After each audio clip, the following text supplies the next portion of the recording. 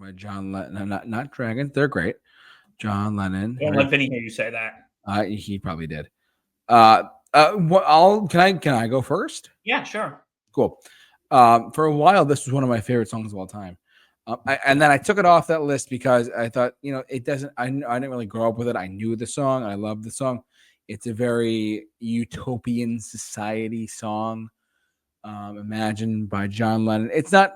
It's a very fantastic. I would make the argument it's one of the best songs of all time.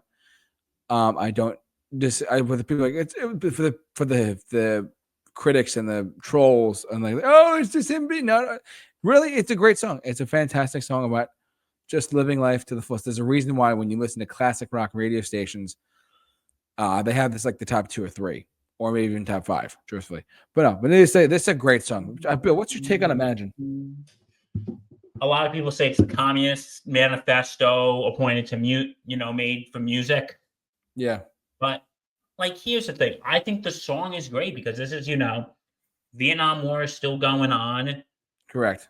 And a lot of people, and that's the saying, I will trade anything in the world for peace. Imagine, you may say I'm a dreamer, but I'm not the only one. Hope someday you can join us and the world will be as one.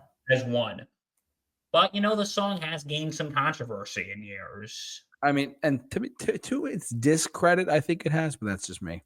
Because I think the big thing that people point out, and this was actually pointed out recently in 2020. Yeah.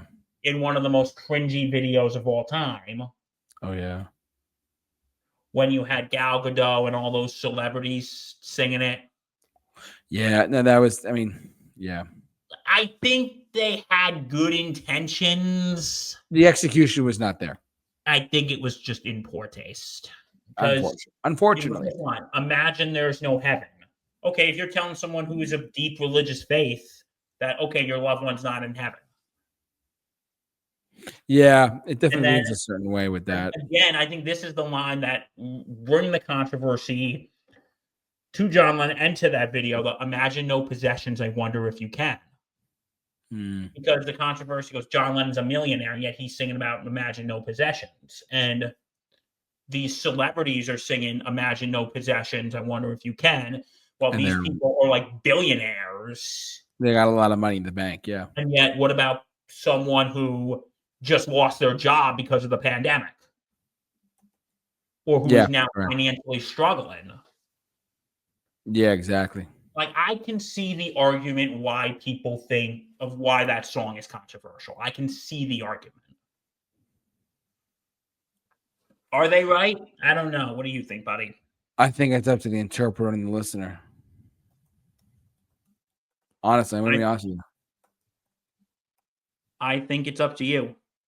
I think it's up to the listener.